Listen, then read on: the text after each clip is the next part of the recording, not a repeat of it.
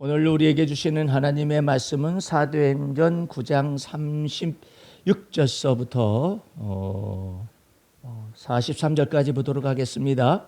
요바에 다비다라 하는 여제자가 있으니 그 이름을 번역하면 도르가라. 선행과 구제하는 일이 심히 많더니 그때 병들어 죽음의 시체를 씻어 다락에 뉘으니라.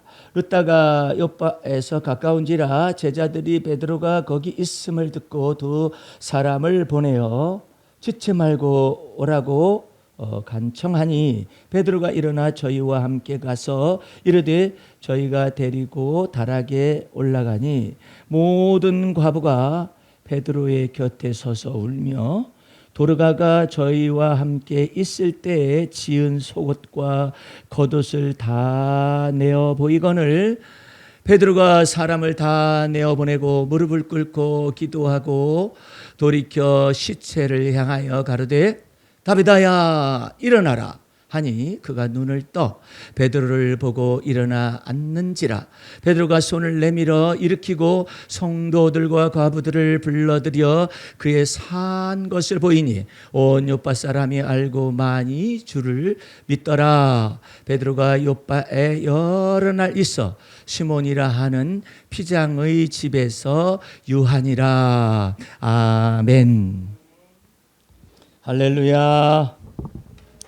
오늘 하나님의 말씀의 제목은 사도행전 9장 36절서부터 43절까지 있는 말씀, 사도 베드로 행전이라는 말씀의 제목을 통하여 은혜를 나누도록 하겠습니다. 오늘 사건을 잘 살펴보면은 사도 바울이 9장에서 회심하는 장면이 나오죠. 그래서 하나님께서 이방인의 사도를 세우고 이방인들을 향하여 하나님의 구원을 나타내시기 위해서 미리 계시를 하는 장면이 사도행전 9장에서 나옵니다. 네. 사도행전 9장에서 이와 같은 사도 바울이 이제 죄인 중에 교수요, 또한 폭행자요, 살인자였었다는 사람을 회심시켜서 이처럼 하나님 앞에서 새롭게 세우는 이와 같은 장면이 사도행전 9장입니다. 그렇기 때문에 사도행전 9장은 굉장히 중요한 분기점이 되는데 거기 오늘 31절을 한 번 더 보시기 바랍니다.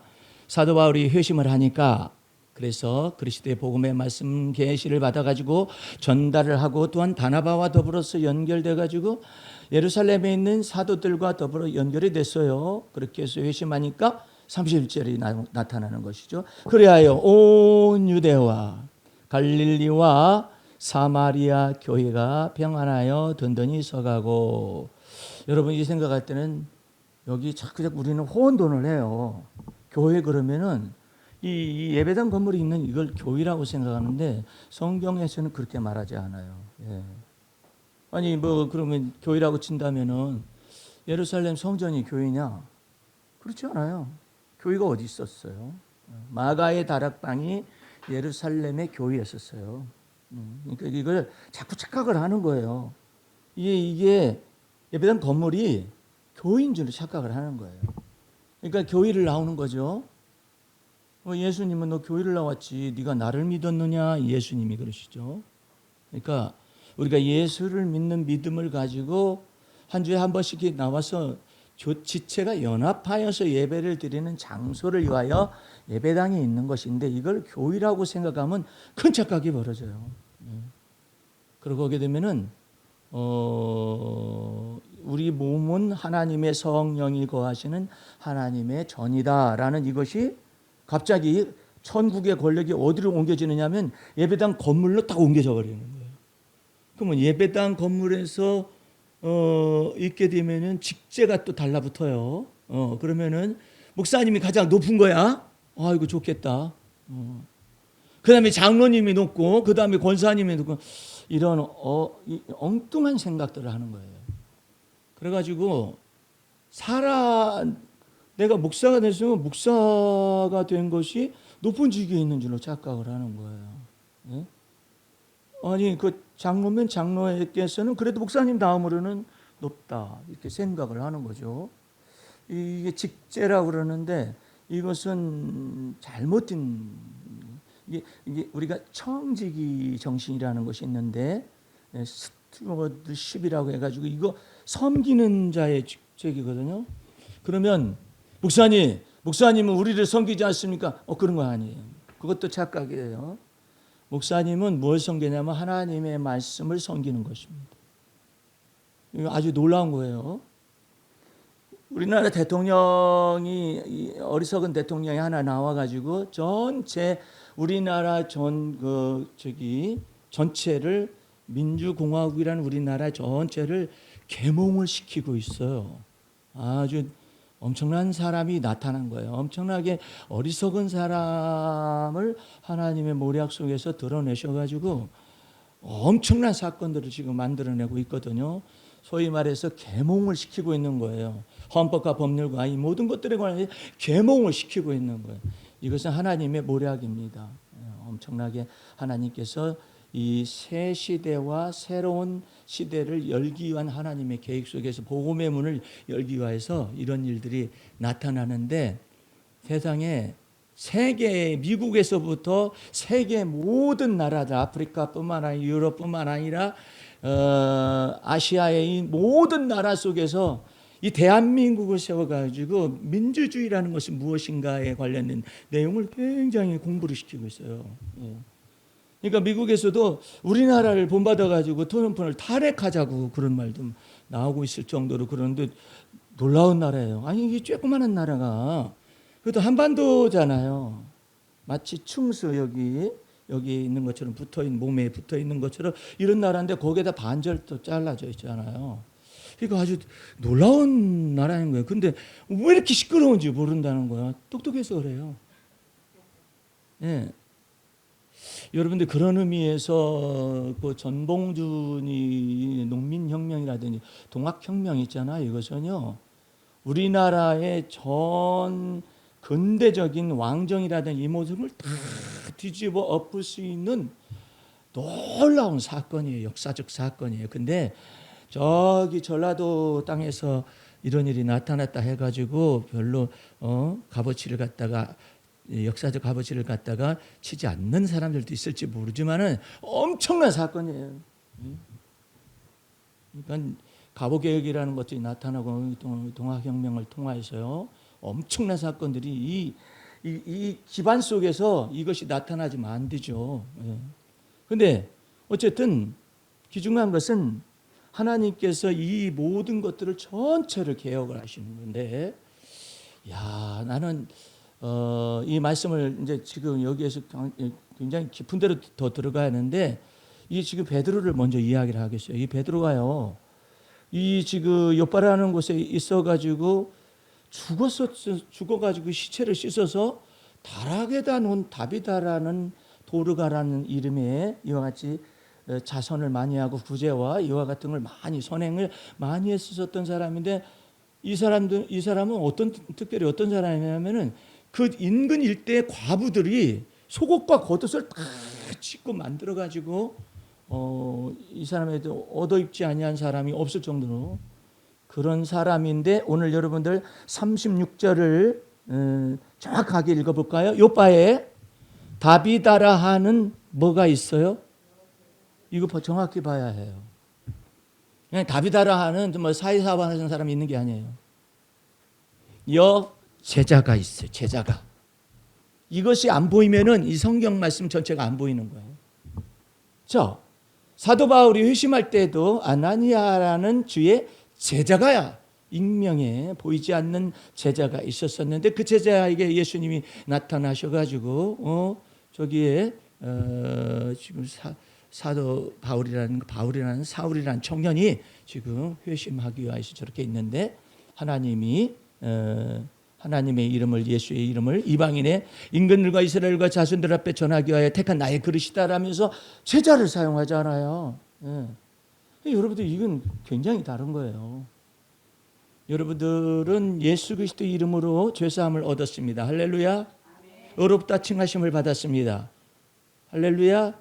그래서 하나님의 자녀가 되었고 하나님의 소유가 되었고 하나님의 기업이 되었어요. 이건 모든 것이 다 예수 믿는 모든 사람에게 다 주시는 거예요. 근데 거기에서 뭐가 있느냐면은 제자가 되는 거예요. 제자. 예? 예수님의 제자가 되려면 누구든지 나를 따라오려면은 자기를 부인하고 자기 십자가를 짊어지고 주님을 쫓아갈 것이니 그 쫓아가는 사람들을 제자라 하는데 이 여제자가 선행과 구제가 심히 많더니 병들어서 죽었어요. 그래가지고 시체를 다라기에다가 얹는데 이와 같은 가운데서 이제 사람들이 룻다에 있었었는데 베드로가 룻다에 있었었는데 룻다에 있는 베드로를 불러가지고 빨리 와주십사 해가지고 불러왔더니 베드로가 이렇게 보더니 잠깐 사람들과 같이 다락에 올라갔어요. 올라갔는데 응답이 온 거예요. 다른 사람들 나가라. 그러더니 그냥 베드로가 다비다야 일어나라 그랬더니 그런다 해서 일어나나? 죽은 사람이?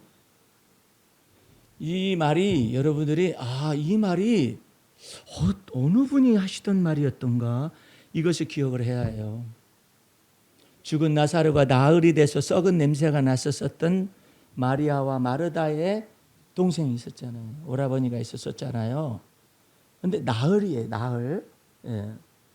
나흘이 돼가지고 썩은 냄새가 나기 시작을 하는 그런 것 가운데 있었을 때 예수님은 죽었다 했었을 때 바로 가시지 않고 나흘간을 기다리셨다가 잠잔다 그렇게만 말을 하시고 이제 거기를 찾아가서 나사로야 나오너라 이렇게 소리를 지르니까 썩어서 냄새나는 이와 같은 나사로가 온몸 전체를 다 감았죠. 시신이기 때문에 그런 상태에서 일어나 가지고 바깥으로 나와 가지고 죽은 나사로가 부활한 것을 보면서 많은 유대인들이 예수를 믿었더라 그래요.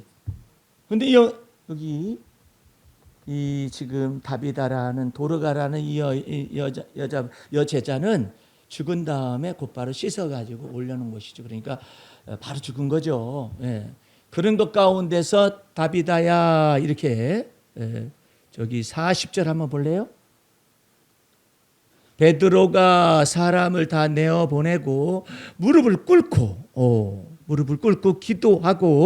기도했잖아요. 기도하고 돌이켜 시체를 향하여 가로되 다비다야 일어나라 하니 그가 눈을 떠 베드로를 보고 일어나 앉는지라. 베드로가 손을 내밀어 일으키고 성도들과 과부들을 불러들여 그의 산 것을 보이니 온 요파 사람이 알고 많이 주님을 믿었더라. 이렇게.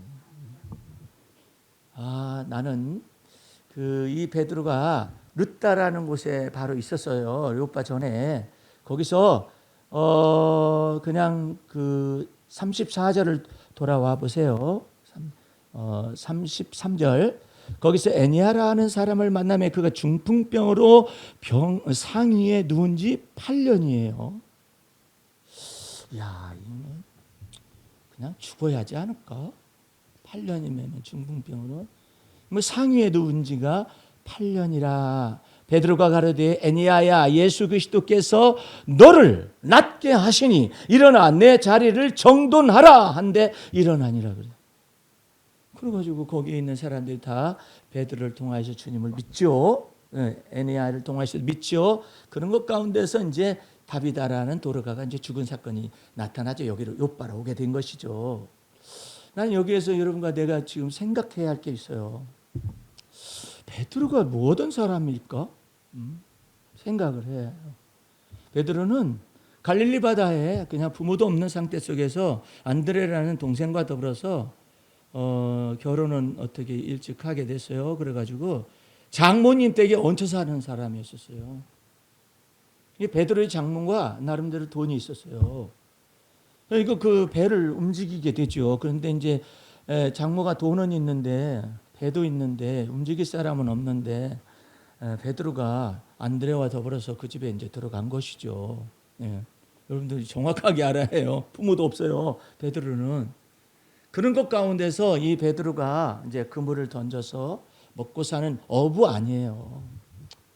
그러니까 안드레도 그렇게 형편도 좋지 못하고 베드로도 마찬가지고 장모님 댁에 그냥 얹혀서 이렇게 살면서 그냥 있는데 어느 날 갑자기 동생 안드레가 세례 요한이라는 사람을 쫓아다니다가 세례 요한이 날 쫓지 말고 세상 줄을 짊어지고 가는 하나님의 어린 양이 저기 간다. 그러니까는 그분을 쫓아가라 이것이죠. 세례 요한이. 그러니까 안드레 속에 마음속에 쏙 들어왔어요. 그래가지고 예수님이 계신 곳을 보고 예수님의 말씀을 듣고 예수를 먼저 믿었어요. 그러고 난 다음에 그물 던지고 있으면서 어쨌든 처가댁에서 살고 있는 이 베드로한테 안드레가 그러는 거죠. 형님, 제가 메시아를 만났습니다. 먹고 살기도 힘든데 빠듯한데 뭔 메시아가 어디 계시는데 저기 계십니다. 그러니까 한번 와보시죠. 그러니까는 시몬이라고 그래요. 변화받기 전에는 시몬인데 시몬이 네가 하도 오라가니까 한번 가본다 해가지고 갔어요. 갔더니 예수님을 이렇게 만났는데 이름부터 싹 바꿔버려.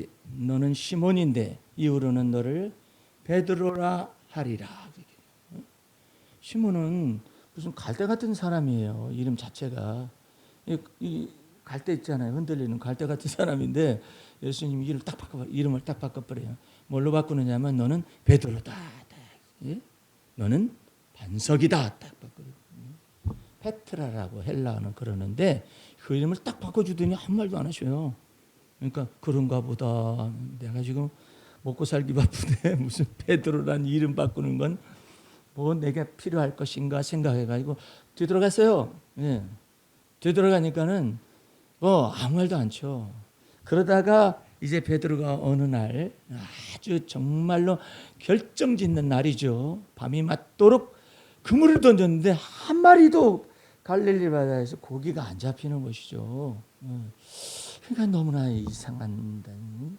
갈릴리 바다를 나름대로는 샅샅이 어느 지역에 가면 어느 고기가 있고 몇 시 타이밍에 뭐가 있고 어쩌고 그러는데 고기가 안 잡히니까 세상에 놀라운 것은 그때 당시에도 고기를 그렇게 잡았나 싶은데 횃불을 들이대고 고기를 잡는다고 밤이 맞도록 고기를 잡은 거 아니에요.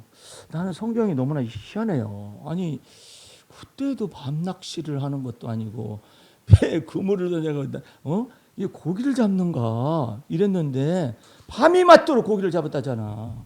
근데 이제 밤이 맞도록 그물을 내렸는데 어떻게 밤이 맞도록 고기 한 마리도 안 잡힐 수가 있냐 이 말이야.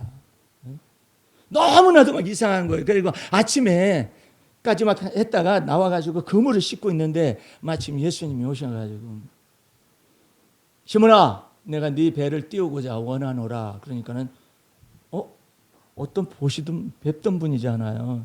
띄우시죠. 그래가지고 배에 띄워가지고 바닷바람을 뒤로 하면서 많은 군중들에게 복음 말씀을 천국 복음의 말씀 막 증거하는 거 아니에요. 다 증거하시고 난 다음에 시몬아 깊은 데로 가서 그물을 내리거라. 그리하면 많은 물고기를 잡을 것이니라. 그 말을 던지잖아요. 그러니까 시몬이 깜짝 놀랐어요. 밤새도록 그물 던졌는데요. 한 마리도 못 잡았는데요. 그러니까 그럼에도 불구하고 시몬의 마음속에 베드로를 바뀌었었던 그 이름을 빙자해서 놀라운 믿음이 샘솟았는데 밤이 맞도록 그물을 내려도 얻지 못하였지만 말씀에 의지하여서 그물을 제가 내리겠나이다 하면서 배를 몰고 가요. 어디로? 얕은 데도 아니고 깊은 데로 가요. 고기들은 다 숨었을 텐데 대낮이 돼가지고 근데 깊은 데로 가가지고 그물을 내리나이다 하면서 내렸어요. 내렸었더니 그물이 찢어지도록 많은 물고기가 잡혀가지고 이거 어떡하냐 해가지고 이제 요한과 야고보도 동업자들이기 때문에 빨리 와서 이것 좀 거둬라 하고 나서 베드로가 문득 깨닫는 거예요. 아니 이분이 도대체 누구냐? 선생님이여, 밤이 맞도록 그물을 내렸지만 잡을 수 없었지만 제가 말씀에 의지하여 그물을 내려서 이와 같은 커다란 성공이 나타났는데 도대체가 이분은 누구냐 이거야. 베드로의 마음속에 놀라운 일이 발생한 것이죠. 내가 지금 많이 잡힌 이 물고기와 같은 이 성공을 바라볼 일이 아니다. 도대체가 이렇게 말씀하신 그분이 누구인가를 알아야겠다 해가지고 배를 타고 쪽배를 타고 예수님 앞에 나와가지고 넙죽 엎드리는 것이죠. 그러면서 놀라운 얘기를 합니다. 주여 저는 죄인이로소이다. 참 놀라운 얘기예요. 저는 소년공입니다. 똑같은 거예요. 저는 죄인입니다. 그러니까 저를 떠나시옵소서. 그래서 감당해낼 수가 없습니다. 야, 놀라운 고백이 이 신앙 고백이에요. 이 다 나타나니까 예수님이 너는 이제부터는 나를 따라오너라. 내가 너를 갖다가 I will make you, 내가 너를 만들어야겠다. 내가 만들어가지고 이제부터 너 물고기 잡는 일 이제 그만해도 된대. 사람을 낚는 어부가 되어지도록 내가 너를 만들겠다. 그 대신에 너는 나를 따라오는 법을 자꾸 배워야 한다. 네 멋대로 할 수도 없는 것이고 네 생각대로 하는 것도 아니고 네가 앞서서 행하는 것도 아니고 너는 나를 따라오는 것을 계속 배워야 한다. 네가 앞서서 생각하는 거 생각을 사로잡아 그리스도께 복종해야 한다. 네가 네 멋대로 살았지, 네 가치관대로 살았지. 이제 너는 나를 따라와야 한다. 그러면 내가 너를 만들겠다 해가지고 3년 동안을 주 앞에서 나를 자기를 부인하고 자기 십자가를 짊어지고 주님을 쫓아가는 이 과정 속에서 심지어는 주님의 방법은 이상해요. 예수님이 십자가 고난을 당하는 그러한 순간 속에서 너희가 다 나를 버릴 것이니라 하면서 제자들에게 말하잖아요. 한 제자는 예수님을 팔아요.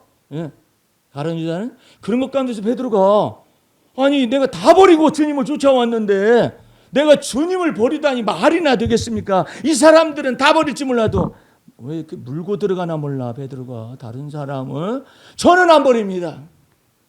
그래? 네가 나를 안 버린다고? 그런데 유감스럽게도 마귀가 내게 찾아와 가지고 너를 좀 까불어야겠다 그런다. 이게 퀴즈를 해봐야겠다 그런다. 너 퀴즈를 해보지 않으면은 네가 나를 버릴 수 있는 것인지 아니면은 네 생각이 맞는 것인지 내 생각이 맞는 것인지 구분을 아직 구분을 잘 못했구나.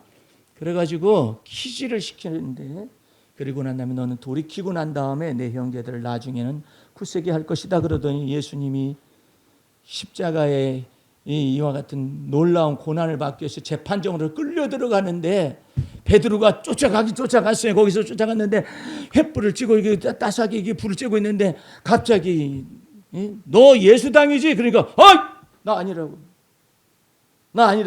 아닌데 내가 너 분명히 봤는데 죽을지언정 나는 예수를 모른다. 아니야 너 그 당이야. 나는 저주할지언정 나는 그 예수를 모른다. 야, 놀라운 일이 벌어졌어요. 자기는 원치 않는데 자기 속에 자기가 원치 아니한 악이 막 솟아나서 예수님 저는 모릅니다. 예수님 저는 저주하고 맹세하기까지 나는 예수님을 모릅니다 하니까는 그 말 한 순간에 그 눈빛이 예수님이 끌려 들어가는 그 순간에 예수님이 베드로에게 딱 돌아보는 거예요. 그러니까 베드로가 얼마나 나는 죄인이로소이다라는 말이 얼마나 깊이 있게 자기 자신 속에 예수님을 배반하는 것이 있고 예수님 앞에서 악을 행하는 것이 있는 이유 같은 것 있는 것을 깨달아 나가서 통곡하면서 울었어요. 그게 너 날 따라오너라. 내가 너를 사람 낚는 어부가 되어지기까지 만들겠다라는 그 내용 속에 다 들어있는 거예요. 그래가지고 부활하신 예수님을 만나잖아요. 예수님이 묻습니다. 너 나 사랑하느냐? 이 사람들보다 더 나 사랑하느냐? 사랑이라는 말에 그 엄중하고 두렵고 떨리는 그 사랑이란 말을 어떻게 할 수가 없어요. 주여 내가 주님 사랑하는 걸 주님이 아시지요. 그럴 뿐이야. 사랑이라는 것이 자기 자신의 전체를 주는 거거든요. 예수님 앞에. 사랑하느냐고 물어. 너 나쁜 놈 차라리 너 이리 와봐. 너 나 부인한다고 했어? 안 한다고 했어? 해가지고 차라리 엉덩 볼기를 때린다든지 그러면 차라리 빨리 끝나잖아요. 그런데 그게 아니라 예수님은 달라요. 너 나 사랑하느냐? 그것이 더 아파.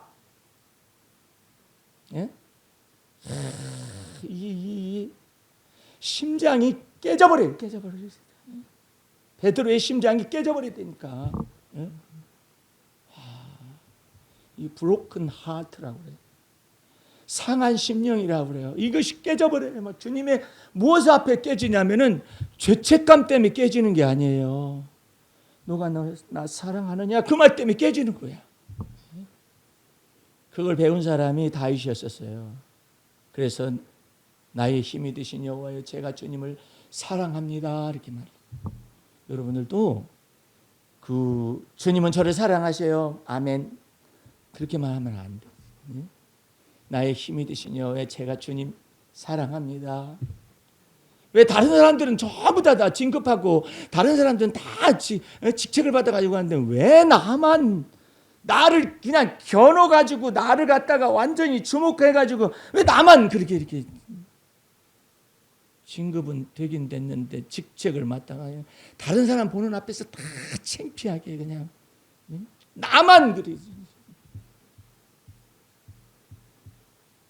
그때마다 우리는 그랬어요. 저 박소라 지사님을 통하여서 우리의 믿음의 주여 우리를 온전케 하시는 예수 바라보자. 아유, 이것도 보통 일 아니야. 언제까지 바라봐야 해요? 믿음의 주여 우리를 온전케 하시는 예수님 바라보자. 어느 때에도 다른 사람 다 보직을 받아가지고 나갈 때도 바라봅니다. 주님 바라봅니다. 아유, 나를 돕겠다는 권력이 있는 사람이 나타나가지고 시장을 만나주면은 나를 갖다가 금방 보직을 받아가지고 나가게 하면 얼마나 좋을까 하는데 일은 죽으라고 시키네. 웬 일이 이렇게 많아. 그래가지고 사람들 앞에 뭐가 되느냐면 구경거리가 돼요.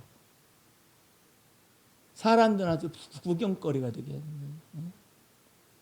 구경거리가 돼가지고 아유야 저 6급까지는 잘 올라왔는지 모르지만 백도 없고 뭣도 없고 아무것도 가진 것도 없고 그냥 믿음의 주여 온전케 하신 예수님만 바라본다고 하니 뭐 보여야 말이지. 안 보이니까 바라보라고 하는 거예요. 네?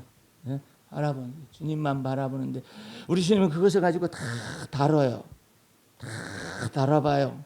다 달아봐가지고 어떻게 하나님께서 역사하실 것인가를 그걸 다 달아. 네 마음이 어떤지 나를 믿는지 안 믿는지. 우리 신명기 8장 한번 펴보세요. 신명기 8장 펴보세요.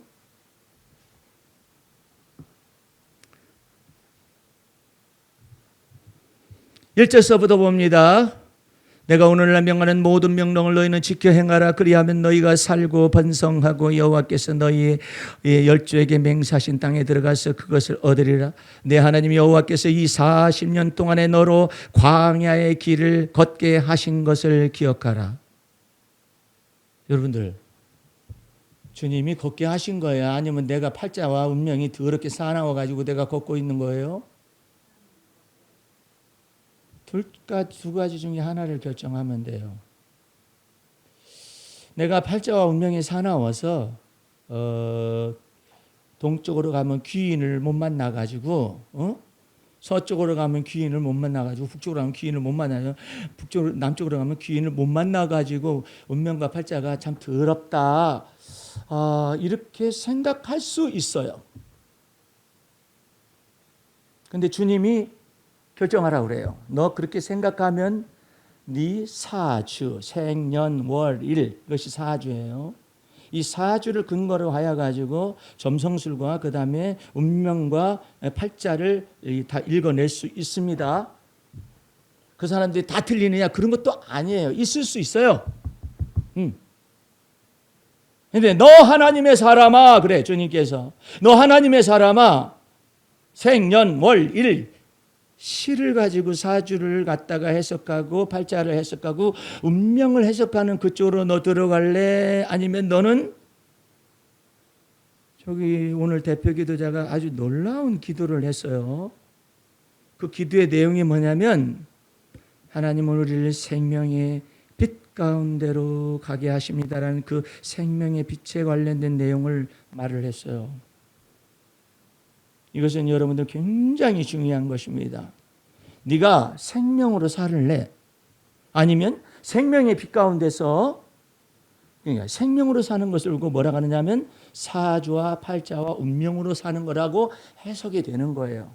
그게 뭐냐면은 이 어둠의 세상 주관자가, 즉 무속에 속한 이와 같은 귀신과 마귀가 이것을 그쪽으로 해석을 해가지고 받아들이면 너는 잘 걸렸다. 너는 내 올가미에 딱 걸렸다. 너는 팔자와 운명 속에서 내가 너를 인생을 돌리고 네 두뇌를 돌려. 네 두뇌를 아유 팔자야. 아유 운명이야. 이걸 돌려가지고 그렇게 살다가 내가 너를 마침내 팔자와 운명이 지목하는 그것을 향하여 달려가서 너를 죽인다.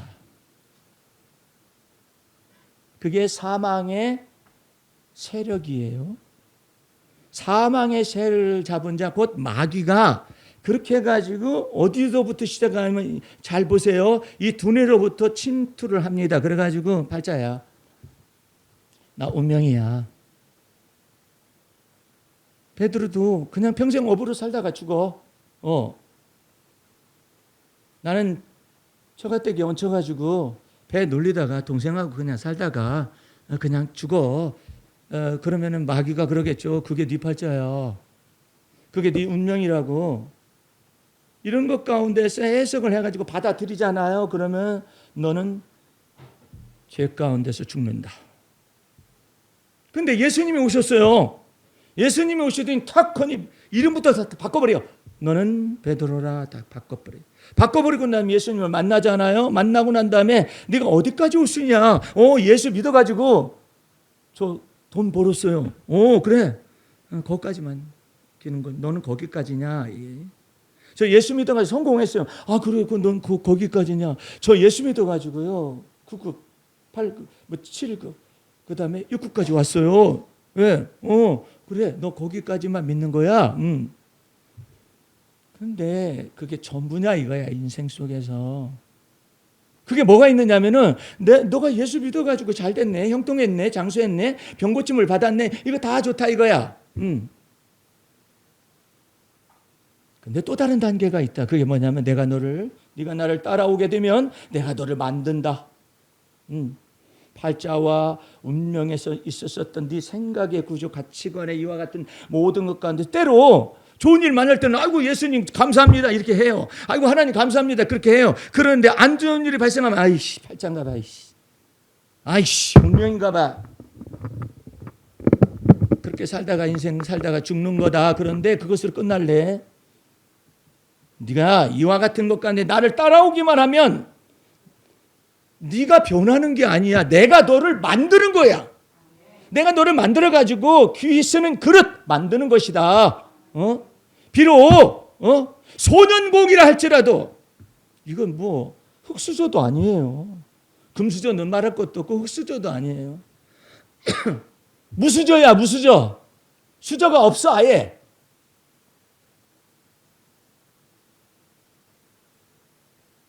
내가 너들 하나님의 큰 집에는 금그릇이 있고 은그릇이 있고 나무와 질그릇도 있어서 귀 쓰는 그릇과 천이 쓰는 그릇이 있는데 만일 천이 쓰는 그릇에서 자기를 깨끗하게 하면 무엇으로 예수의 피로 깨끗하게 하고 주님을 쫓아가서 찢기와 이와 같은 것들을 다 제거시키기 시작하는 거예요.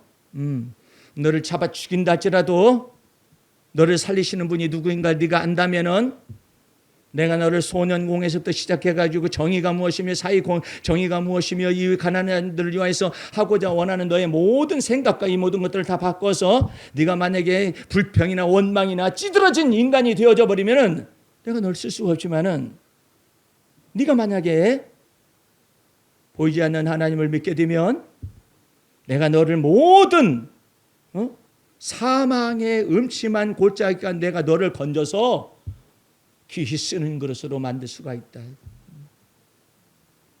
그와 같은 때가 하나님의 모략으로 우리 주님께서 여러분들은 지금부터 잘 생각을 해야 해요. 생각과 마음을 하나님이 지혜와 계시의 정신을 열어서 하나님을 알게 하시고 우리의 마음 눈을 밝혀가지고 하나님께서 내 인생 역사 속에서 어떻게 임재하시는가를 알아야 한다라는 거예요. 예? 여러분들 하나님께서 지난번에도 말했어요. 간략하게 말합니다. 모든 권세는 하나님께로부터 옵니다. 할렐루야. 그러니까 윤석열이한테도 하나님께서 권력을 주셨어. 일단은 그 대신에 우리 하나님께서 뭐 나가냐면은 메네메네 대기를 우발하신 널 달아보겠다 이거야. 네가 공정과 상식을 통하여서 네가 말을 하고 있는데 하나님은 다 보고 있어요. 네가 독재공화국 이게 검찰공화국이라든지 무속공화국이 있다라는 배경이 있다는 걸 다 아셔요. 아심에도 불구하고 하나님께서 말씀하시는 거예요. 내가 그렇지만 네가 공정과 상식이라는 것을 가지고 네가 부르짖었기 때문에 내가 너한테 권력을 줘보겠다. 하나님의 모략이에요. 예? 권력을 주긴 주는데 나는 반드시 하나님은 세계를 경영하시기 때문에 하나님이 매네 대계를 우발하신 해가지고 하나님이 저울에다가 반드시 달아보겠다 이거야. 달아보겠다 하는데 입술로는 공정과 상식을 부르짖고 하나님이 권세도 주었어요. 여러분들 윤석열에게 하나님이 권세를 주었다는 것을 부인하면 안 돼요. 그건 하나님의 이 마음을 모르는 거예요. 일단 주었어요. 예. 줬는데 이게 이 무속공화국뿐만 아니라 검찰 독재라는 이와 같은 것이 뿌리 깊게 있었던 것이 다 드러나가지고 나타나기 시작한 거예요. 그래가지고 어리석어진 거예요. 미련해진 거예요. 미련해져서 하나님의 저울에 보니까 딱 걸렸어요. 그래가지고 비상계엄을 어리석게도 선포를 하고 그 다음에 또 내란 수기로서 파면을 받았어요. 근데 이 모든 것 가운데서도 아직까지도 이대남이라고 말하는 대한민국의 젊은이들 뿐만 아니라 3대남뿐만 아니라 이 사람들이 아직 계몽이 덜 됐어. 무엇에 대해서 헌법이라든지 법률이라든지 이 모든 걸 잘 몰라요. 예. 민주주의라는 것이 무엇인가를 잘 몰라요. 그러니까 하나님께서 계몽을 시키기 시작을 하는데 놀라운 일이 벌어지는 거예요. 아니 내란 수기가 있잖아요. 내란 수기가 돌아다녀요. 이렇게 돌아다녀요. 그리고 내란 공조를 했었던 사람 교도소에 가 있어요. 이게 어떻게 이상한 일이 벌어진 거야. 그것도 하나님의 모략이 아직도 끝나지 않아 있다. 이거 다 밑바닥까지 다 드러내서 하나님의 모략 속에서 어쨌든 이재명 씨를 대통령으로 세웠고 하나님이 또한 윤석열에게도 하나님이 권세를 주신 것처럼 이재명에게도 하나님이 권세를 주셨습니다. 할렐루야. 그걸 믿지 않으면 안 돼요. 목사님 왜 윤석열 씨한테도 하나님이 권세를 주셨다고 말씀하십니까? 그걸 정확히 말을 해야 이재명 씨한테도 정확하게 하나님이 권세를 주신 것에 대하여 그 권세에 대하여 복종하라. 즉 하나님의 주신 권세 앞에 복종하라는 말이 옳게 성립되는 거예요. 그런데 더 놀라운 사실은 하나님의 모략이 더 움직이십니다. 하나님의 모략이 어떻게 움직이냐면 깜짝 놀랐어요. 김민석이라는 총리 후보를 딱 세우는 거예요. 딱 세워가지고 하나님께서 계몽을 하기 시작하는데 재산이 2억밖에 안 돼. 2억밖에 안 되는데 법꾸라지들이라는 말이 있고 법대가리라는 말들이 있어요. 이 법꾸라지와 법대가리들이 움직이는 거예요. 이거 뜯어먹기 좋다. 아니 2억밖에 안 되는 여태까지 그래도 국회의원 생활도 하고 뭣도 하고 그런데 어째 2억밖에 안 되냐. 그런데 2억밖에 안 되는 것을 확 잡아먹기 딱 좋아 이거 말이야. 딱 좋은데 그 딱 좋은 사람이 누구냐면은 70억을 가진 사람이 2억을 잡기 시작을 하는데 와 놀라운 일이에요. 하나님의 모략 가운데 하나예요. 예? 그래가지고 이제는 경조사라든지 이 모든 것에 나온 돈까지도 전부 다 검열을 하자는 거야. 예. 그러다가 어떤 멍청한 놈이 그 총리 후보를 갖다가 검증한다는 게 어떤 멍청한 놈이 그놈도 똑똑한 사람이에요. 똑똑한 사람이라고 그것도 전부 다 법조계에 있어 국회의원 된 사람이 멍청한 사람이 말이야. 아니 어떻게 된 것이 말이야. 이 나라의 대통령이 이재명 씨도 군대를 안 가고 총리 후보자도 군대를 안 가느냐 말이야.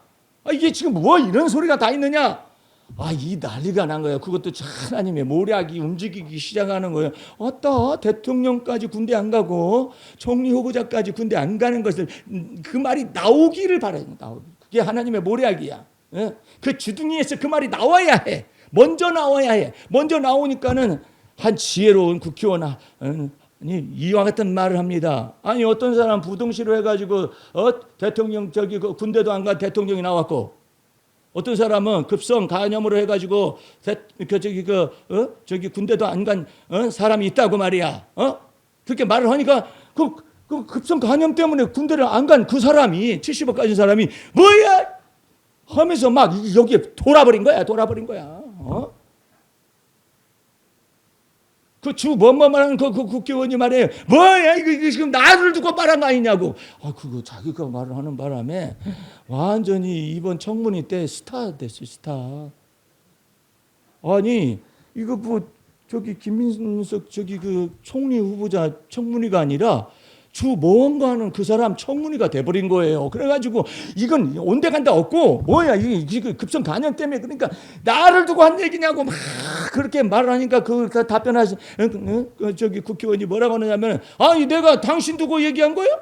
급성 감염으로 해가지고 먼저 처음에는 상급 받아가지고 말이야 군대 갈 만한데 간염 때문에 그렇다고 하니까 그 다음에 몇 년 뒤에 다시 급성간 해가지고 나가가지고 그냥 군대 가면 되는 거 아니냐고 막 하니까는 이게 아이고 오물을 막 다 뒤집어 쓰고 그래 70억은 어떻게 당신 재산이 형성이 됐느냐. 아니 어떻게 그 총리 후보는 국회의원을 하고 난 다음에도 몇 년 동안 저렇게 했는데도 말이야 재산이 2억밖에 안 되는데 아니 18세밖에 안 된 당신의 아들은 7억이냐?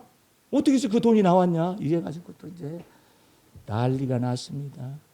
그러면 총리 후보는 말이야 군대도 안 갔느냐 그러니까는 그 사람이 하는 얘기가 민주화 투쟁을 하다가 옥고를 3년간 치루어서 군대 간 것을 대신해서 못 갔다. 그게 무슨 말이에요? 너는 민주화 운동을 할 때 어디 있었느냐 이 말이야. 창피한 줄 알고 부끄러운 줄 알아요. 그 사람이 민주화 투쟁을 해가지고 옥고를 치르고서 3년 반 동안 옥에 감옥에 있었을 때 너는 어디 있었느냐 이거야. 네 애비는 또 어디 있었느냐 이거야. 야 놀라운 일이 말이야. 왜 이렇게 가난한 총리 후보를 세워가지고 이 난리를 치는가 몰라. 너무나 가난하기 때문에 자료가 없어요. 제출할 자료가 없어요. 그래도 그거 내라고 말이야. 그래가지고 마지막 청문회 날 오후 때 그것도 내려가니까 자료를 다 준비해가지고 기다릴 테니까 빨리 나오라고 빨리 다 들어오라고 청문회장으로 안 들어와요. 밤이 됐어요. 자료 다 준비했으니 니네들이 원하는 자료 다 준비했었다. 들어와라. 그러니까 안 들어와요. 왜 안 들어오는 줄 아세요? 자료를 제출하지 아니한 총리 후보라는 것을 전면에 내세우기 위해서 자료를 주어도 안 와. 안 받아. 그것이 법꾸라지들의 형태입니다. 이 모든 것까지 다 드러내기 위해서 그래요. 내란 수기가 특검의 첫 번째 날 조사받기 위해서 오라는데 뭐 하는가 보세요. 아이고야, 그 애들 장난이야? 9시까지 출두하세요. 못 가요. 잘한다. 그럼 어떻게 하려는데? 10시까지. 그 다음에 조건이 뭐냐면은 지하로 들어가게 해달라고 그러니까 9시에서 10시는 해주겠다. 그 대신에 지하문은 다 닫아놔버려라.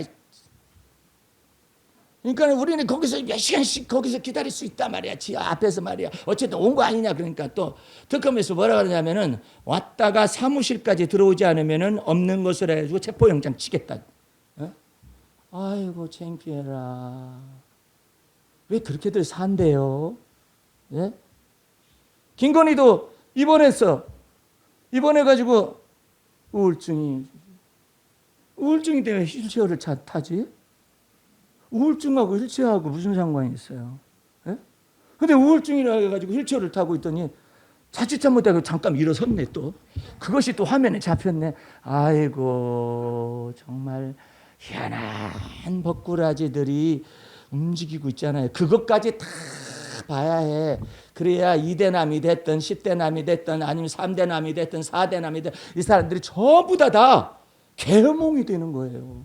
와, 진짜 어디 말로 하면 찡하다, 찡해. 아이고, 정말 이 사람들이 정신 나갔어요. 그거 왜 그런 줄 아세요? 우리 하나님께서 전체 우리 속에서 헌법과 법률에 관련된 내용을 전체를 알게 하시기 위한 거예요. 오늘 여러분들 하나님 앞에서 베드로처럼 주여 저는 죄인이로소이다 이러잖아요. 그러면 우리 주님께서 답변하십니다. 네가 죄인이라고 말했음으로 인하여 너 나를 따라오너라. 내가 너를 만들 것이다. 내가 너를 사람을 낚는 업으로 만들 것이다. 사람을 낚는 업으로 만들 것이다. 나는 윤복희라는 이거 한마디만 하겠네. 윤복희라는 가수가 있어요. 그 윤한기 목사의 동생이죠. 예. 여러분 노래 불러가지고 막 대상을 타기도 하고 막 그랬잖아요. 근데 윤복희라는 가수가 또 여러 가지로 또 뭐 이혼을 한 사건도 나타나고 뭐 그래가지고 마음이 아파요. 근데 이 마스크가 이 여러 마스크를 가지고 있어요. 그러는데 재능이 엄청 많은 거야. 예. 재능이 엄청 많아가지고 이 굉장한 사람인데 노년에 이 허리가 아파가지고 맨날 누워 있어요. 그래가지고 이 허리를 쓰지를 못하니까 누워만 이렇게 있잖아요. 그러는데 이 윤복희라는 가수가 누워 있다가 하도 지쳐가지고 주님께 말을 하는 거예요. 주님, 죽은 사람도 살리시는 주님께서 이 3번인가 4번인가 이거 아픈 거 이건 아무것도 아니잖아요. 주님께는요. 이렇게 하면서 애교를 떨면서 하나님 앞에 기도를 한 거야. 그렇게 기도를 했는데 갑자기 어떤 일이 벌어졌냐면 자기 여기로 뜨거운 기운이 쑥 들어온 거야. 예.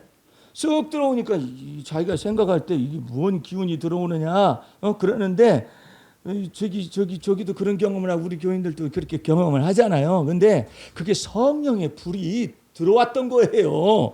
들어왔는데 자기는 그런 것을 모르니까 어떻게 했느냐면 허리는 아픈데 목이 마르다 해가지고 물을 먹어야 하잖아. 이거 지금 허리 아파서 못 일어났었잖아요. 근데 자기가 일어나가지고 물을 떠가지고 이렇게 먹었는데 가만히 있어봐. 이건 지금 무슨 일이냐?